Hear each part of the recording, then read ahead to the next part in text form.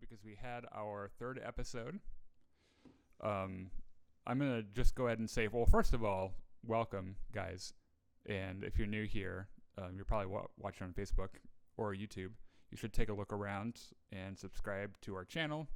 Like the video and share it. We talk about Star Wars everything, theories and video games, fashion rumors, not that there are many of those in the Star Wars universe. So yeah, spoiler warning. Yeah, if you haven't seen episode 3 of The Mandalorian, stop watching. Yeah, I won't be offended if you stop and come back and listen to it later after you've seen it. And if you live in the UK... Sorry. Yeah, I guess I'll see you guys in April or whenever the fuck they're getting Disney Plus. Are they really? It's that.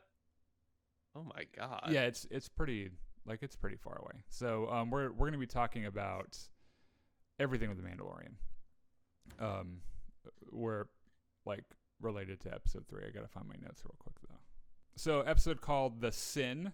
Which, by the way, let's talk about that for a second. The episode names so far have been super westerny, just like everything else. Where it's a very simple idea, it's very vague, and it could mean like anything. And it usually means something more after you've watched the episode than before when you see the title, which is kind of cool. Like it's a multi-layered concept, you know.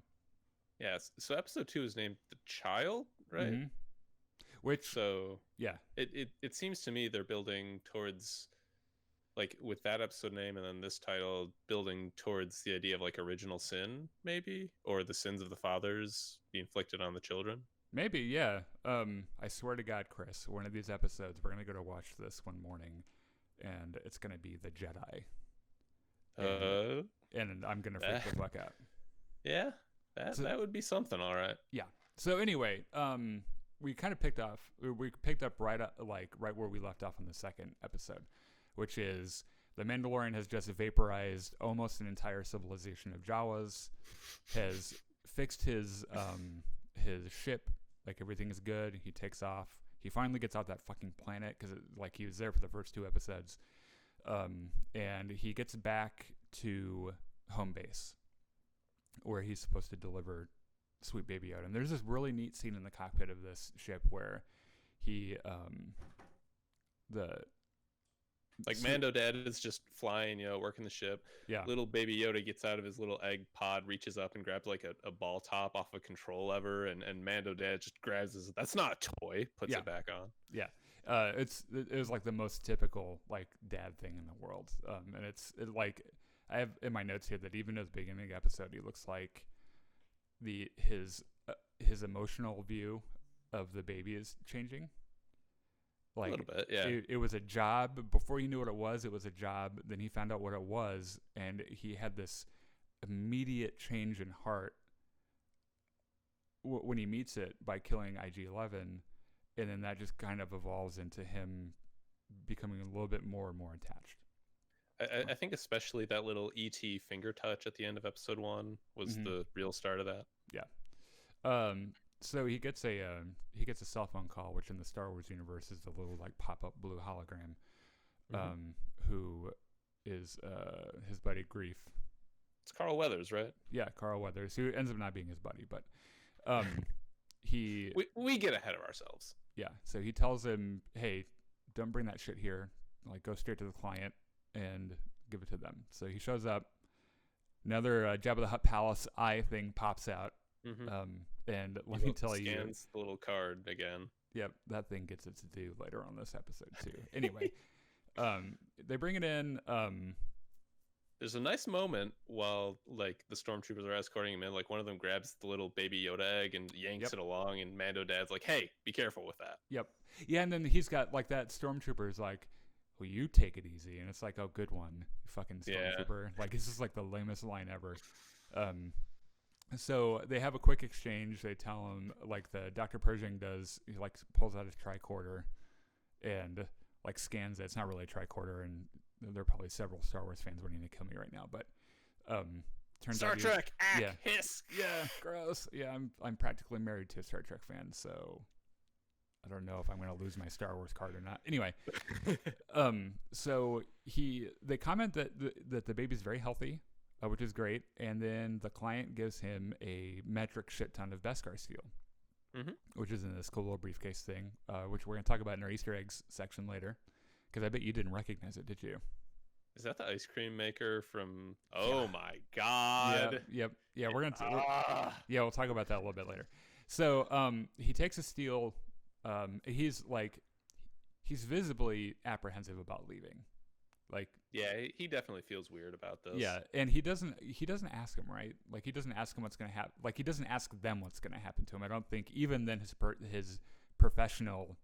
professionalism wouldn't allow him to ask the client. I thought he did. Oh, like maybe he did. Well, yeah, you're right. Because I think. Yeah, and then Werner Herzog had that line about how you're the breaking code. the code. Yeah, right. The guild is supposed to you deliver the bounty, and now you get out of here. Yeah, there are so many fucking codes in Star Wars. There's so many rules. Anyway, so he leaves. He takes his Beskar steel back to Mando base or whatever, like their underground hidden thing. And the amount of Beskar steel he has with him draws some attention. And like people are like turning their head when he's walking in, and they just like straight up follow him into the blacksmith's room. Like they're like, that's a lot of Beskar steel. Yeah, blacksmith lady is like, this is a shit ton of Beskar. Yeah. I can make you like a full suit out of this stuff. Yeah. And a fellow Mando who ends up kind of coming off as a rival accuses him of being a traitor. Because he's it's stamped with the Imperial symbol. This was stolen, Beskar. Yeah, you're breaking bread with the enemy, and tries to take his helmet off. Which is apparently like, a big fucking deal. Yeah, it's a big deal. Yeah, because like they immediately like he stands up and they start like scuffling around like kids, which is really funny. And they both pull knives. Yeah, and start trying to stab each other. Yep, yeah, and the blacksmith's just like, can you guys stop? Can you guys maybe chill? Yeah, calm the fuck down. And she asks him somewhere in there the conversation about his signet comes up, and she asks him what did so much damage to his armor, and he was like, it was a mudhorn. Yeah, it was a mudhorn, and she's like, all right, well your signet's gonna be a mudhorn, and he's like, oh no. Can't be a mudhorn because it wasn't a noble kill, and But the thing to glean from that is apparently the signet is whatever really like tough enemy that you've conquered, right? I took it as like a major accomplishment, something that you did all by yourself. Yeah, that shows your strength and your ability. Yeah, I also noticed that he conveniently forgot to mention that the help that he got from the enemy was from a baby. Because I mean that would just lose you all your Mandalorian cred right there. Yeah, like I killed this mudhorn, but I needed help from a baby. Yeah.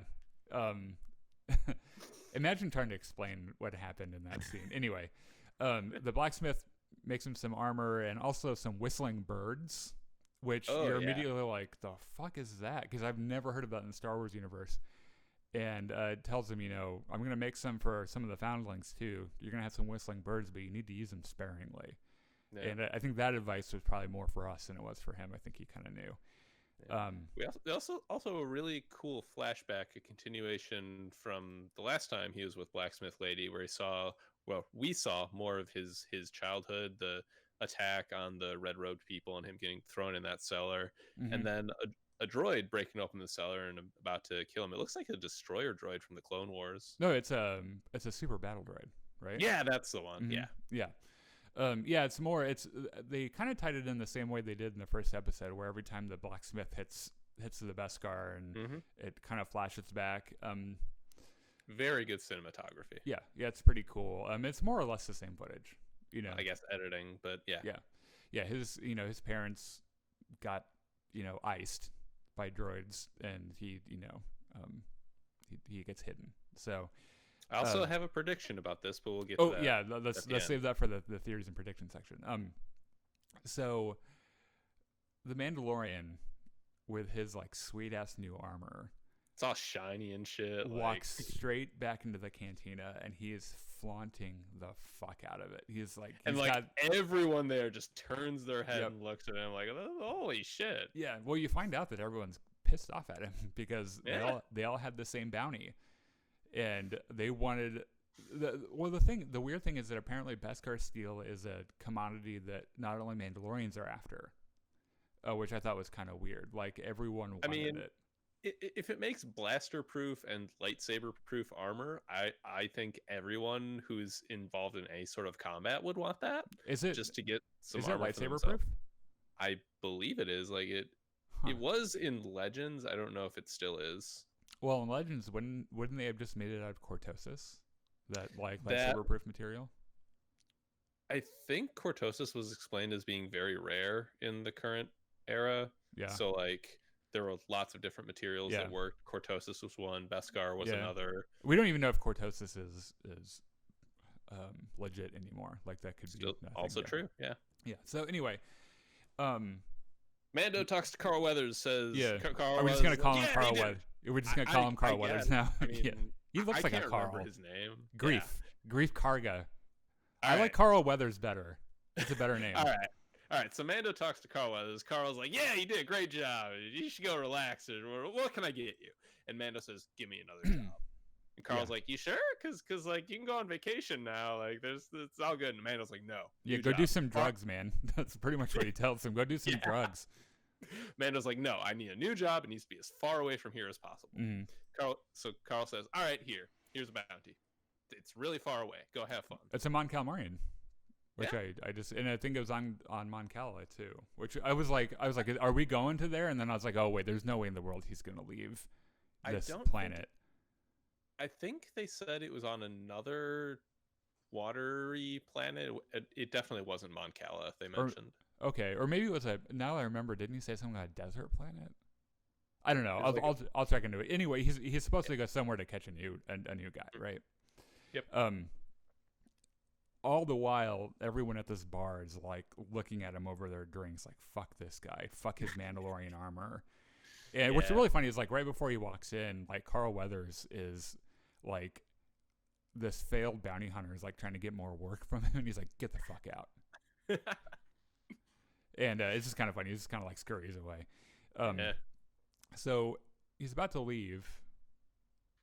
Decides that maybe some drugs and a bounty would be kind of fun. And then he's like, "Wait a second. What are they gonna do to sweet baby Yoda?" And Carl Weathers is like, "Bitch, that's against the code. Like we don't talk about that. Doesn't matter. We don't ask questions. We don't care. We don't care." And the man is like, "Fine." So he walks off. He gets into a ship. He gets it all started up. Like the engines are like hot and ready to go. And like you have that like cliche but really well shot moment where he's uncertain, and then he has that moment of realization where he's like, "Fuck it, nope," and he just turns everything off, and what he's gonna do. So the best part of this, he reaches for the lever that Baby Yoda had ripped the little ball off. Yep. He reaches for it. He pauses. And he pushes the lever back and turns everything off, and then goes. Yeah, because the little ball's still, he didn't put it back on there from when Sweet Baby Yoda took it off. So it was a really well shot scene. It was very touching. It's crazy how much emotion Pedro Pascal shows in this role without seeing his face. He's a fantastic actor. It just blows me away how good of a character actor he is. It's amazing. I love that guy. So he's like, "All right, I'm gonna go spring Sweet Baby Yoda out of Imperial torture prison or whatever the fuck they're doing to him." Yeah. And so he goes to the Imperial compound. He does some reconnaissance, which apparently he has like X-ray vision, like heat sensing vision, and he can like penetrate things and listen to like what's happening.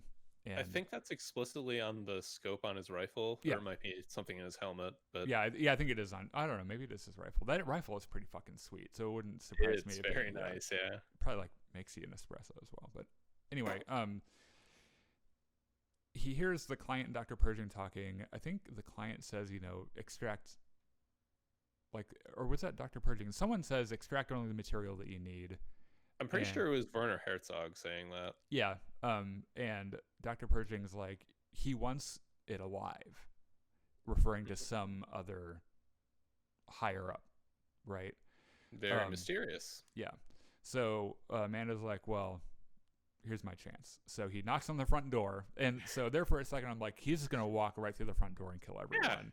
Because the first couple of episodes, the entire reason for having the scenes the way they did is to show us that he wanted to kill those fucking stormtroopers. Like, he wanted them bad. Yeah.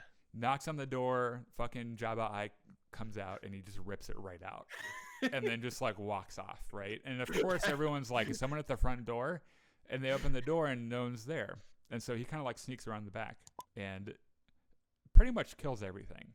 He puts a bomb on a wall, Yep. blows his way in, and there's a bunch of really cool scenes where he takes out these stormtroopers. Every weapon. Like, ways Like, they're not expecting. Yeah. Right. He uses every weapon he's got. And there's this really, I noticed this, like, tactical change. So, like, he walks in, and he doesn't care about, like, he's being sneaky, but really just so that he can have a better advantage. But once he's shooting, he doesn't need cover or anything. He just, they're dead before they realize it. I mean, he's covered in Beskar. Yeah. What are they gonna do? Shoot him? Yeah, and then he straight up burns a stormtrooper alive. Yep. And that was like, in the sound it makes after the stormtrooper falls over, and it's like this crackling, like, you can almost smell it, like that like melted plastic shit. So he finds Baby Yoda. Dr. Pershing tells him, he's like, I'm the reason he's still alive. So yeah, Dr. Pershing damn near pisses himself when Mando breaks through the door. Like, he just supplicates himself, and he's like, I'm so sorry. Please don't kill me, please. Yeah. So he takes Sweet Baby Yoda, and this is where, like, this tactical change happens, where all of a sudden he's a lot more worried about how exposed he is, because he's carrying this baby, and the only actions that he takes are the ones that are necessary to keep it safe. So all of a sudden, cover matters a whole bunch. It's more about avoiding enemies than it is actually coming up against them. And he walks into a room on his way out and is surrounded by stormtroopers. And he kind of does like a bait and switch, and he puts Yoda, Sweet Baby Yoda, I guess, on the floor. And Puts his gun down. Yeah, he's like, down. Right, don't shoot. This is really valuable. And then activates the weapon the blacksmith gives him, which were the whistling birds, which is pretty much Tony Stark's shoulder-mounted tiny missiles that track things, right? And it plays out on his wrist. Right, yeah, and it like plays out around the same way. You just hear like a couple like pew, pew, pew, pew, and then like they're all dead.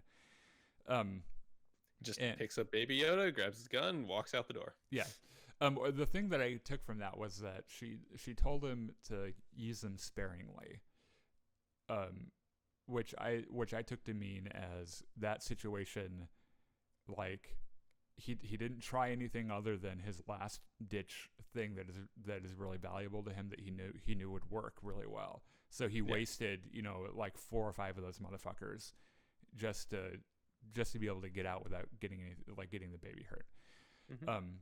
So turns out that you find out earlier in the episode that every one of these bounty hunters has a tracking fob for Baby Yoda, and they're all pissed off because like it's not working anymore. So while he's breaking in and busting Baby Yoda out, all these bounty hunters' tracking fobs start going off again. It's explicitly after he leaves the Imperial place that everything goes off. Yep. And so Mandalorian is walking right down Main Street, not giving a single shit. And like, he's like looking around their people, and their tracking fobs are going off, and they're like, is that him? And so everyone like starts kind of gathering around. A couple of people are drawing their guns. There's a really cool shot while he's walking down Main Street. He has the baby in one arm, and there's a close up of his hand, like kind of cocked by his gun on his hip. Like it's very Western. It was great. Yeah, the whole thing is a gun duel scene. Yeah, where they go out in front of the clock, the big town clock, and they wait for the stroke of noon or whatever. And like people start shooting, and he starts killing everything. He just like starts blasting shit. He takes down a lot of guys. And he's got really good aim too. Good for him. So they have this lull in the action where Carl Weathers shows up, and he's kind of cornered. He gets the Mandalorian cornered, and he's like, "You need to put that baby down, and if you do that, I might let you get on your ship and get the fuck out of here." And so the Mandalorian's like, "All right, no, fuck you. I'm going to my ship." Well, that's what he says, and then he kind of agrees, and then walks over to this speeder, because I think he realizes how vulnerable he is and how surrounded he is. he just goes toward like the nearest source of cover and pretends like he's gonna like give it up, and he jumps behind some cover and just starts shooting people again. And he starts well, what's the word So my favorite part of that is that he yells to the droid that is operating the speeder, "Drive!" yeah. The droid like shakes its head. He points his gun at the Yep. droid, "Drive!" Yeah. Droid just pulls off. Yeah, it's just like like when when they jump into the taxi or whatever in any other movie, you know. Yeah. And disintegrating. That's the word I was looking for. He's disintegrating guys like on rooftops and shit. Mm-hmm. And despite the fact that he has killed a lot of guys, he is kind of in a bad situation. They're able to shoot the droid that's driving the taxi thing. Carl Weathers does that. Yeah, and so they're stuck. He doesn't really have anywhere to go. And lo and behold, you look out on the horizon, and it just starts raining Mandalorians. It's raining men. Yeah, and nice. They've got their jetpacks and shit, and it looked like a live-action scene straight out of Clone Wars from one of those Mando story or Rebels or something. Yeah. And these guys, now the thing that makes this kind of special was earlier you get a little bit more information on like what the Great Purge was all about, and you also find out that the Mandalorians are in hiding, like, and that only one of them is allowed out at a time, right? And so the fact that all of them have showed up, like ready to go, is really kind of cool. And it's also a big fucking deal. Like, yeah. That is going to set off alarm bells all over the place for all sorts of organizations. Yeah, because one random Mandalorian doing bounty hunts.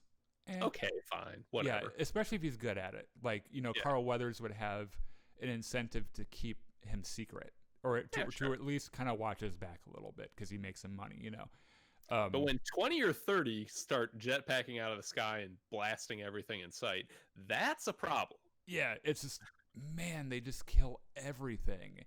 And, I mean, it's just, it's an awesome thing. They're just like, the paratroopers, just like literally killing everything. So it turns out Grief Karga sneaks on to the Razor Crest. The guy from earlier that tried to take his helmet off, like lands next to him and he's like, "Get out of here!" Like lands next to the Mandalorian and says, "Get out of here." So you have like this, like, oh, they're really friends after all, kind of a thing. Yeah. And they're brothers. Yeah. Even if you disagree with your brother, he's still your brother. Yeah. Yeah. They still follow the way or whatever. And so he goes to his ship with Sweet Baby Yoda to take off, and turns out Carl Weathers has snuck onto the ship.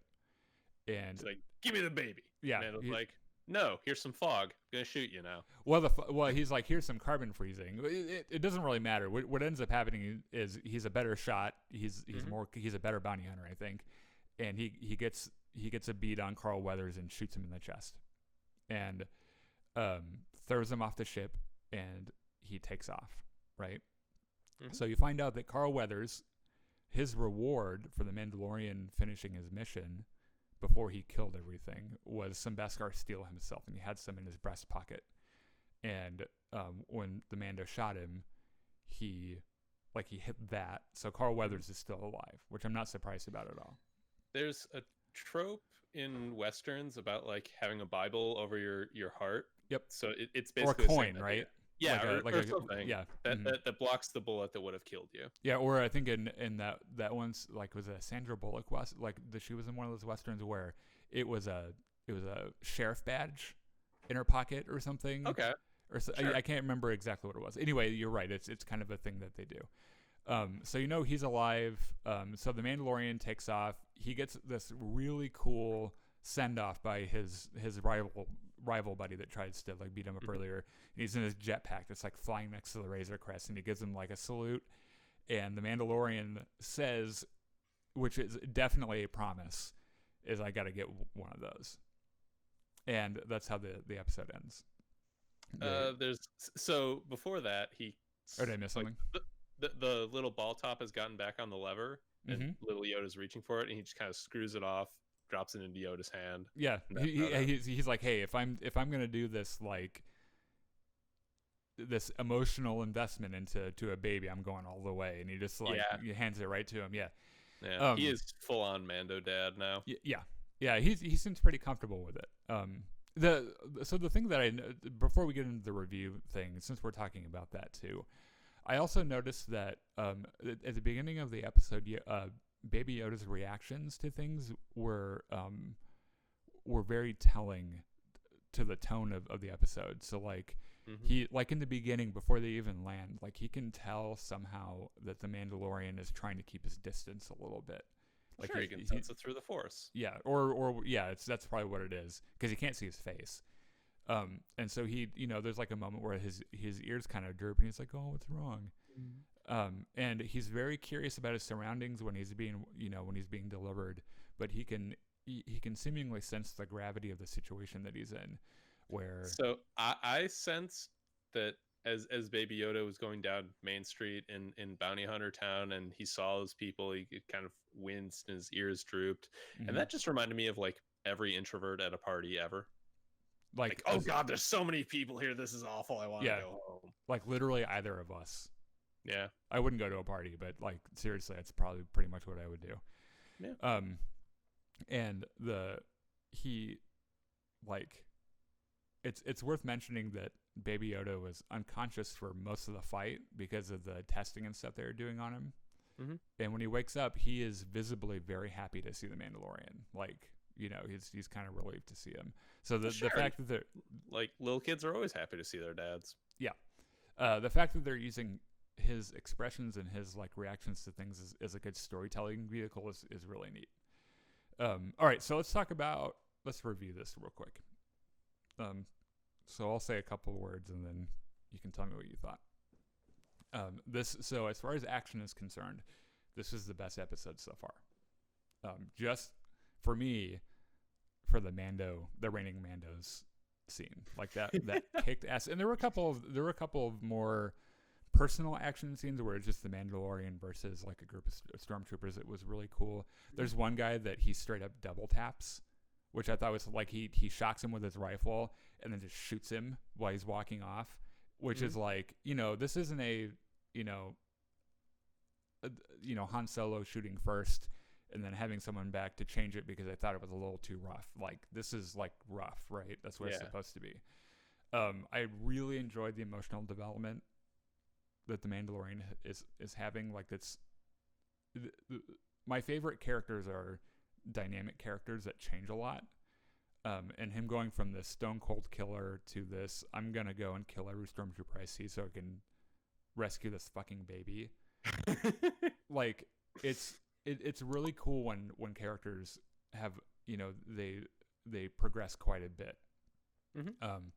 Now, this clocked in at like 37 minutes, I think the episode did, and it's still too short for me.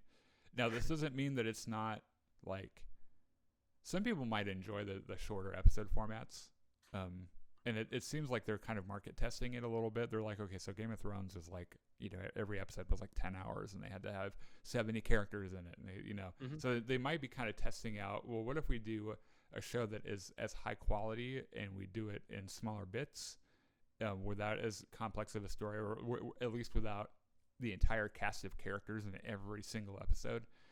Not that the cast of characters has been that big so far, but I have been like conditioned to expect an hour-long episode because that's how shows have worked forever, right? Especially on Netflix. So like when the end credits come up for this episode, for all three of them so far, I've been like, oh man, because I didn't want it to be over yet. Yeah. So I thought it was just that you always just want more Star Wars. Well, I mean that too. That's probably like the primary thing is that I want to sit there. That's one of the reasons I was upset that all of this wasn't available immediately, because like I would sit there and watch the entire thing in one sitting, if if it was possible. Just because I get to sit there. I mean, Star Wars for me has always been this like great escape. Where like when I'm watching it or when I'm playing video games or when I'm reading it, like that's the universe where I am for a while. And like I like being in that universe, and I wish I could be in it a little bit longer than 37 minutes. But you know, there might, like I said, people might enjoy the fact that they're not quite so heavy, or they're not quite so long. So you know, that's doesn't mean it's a bad thing. Just a personal preference. So what do you think? I thought it was fantastic. My big criticism of episode 2 is that it felt like it didn't progress the overarching plot very much. This was nothing but progressing that overarching plot. And character, like it progresses the plot and the character too. Oh yes, absolutely. Really cool. So like action was great, plot development was great, character development was great. We get that flashback, and then some other stuff helps to flesh out the Mandalorian as a character. Honestly, the whole thing was fantastic. I don't have anything more specific to say, really.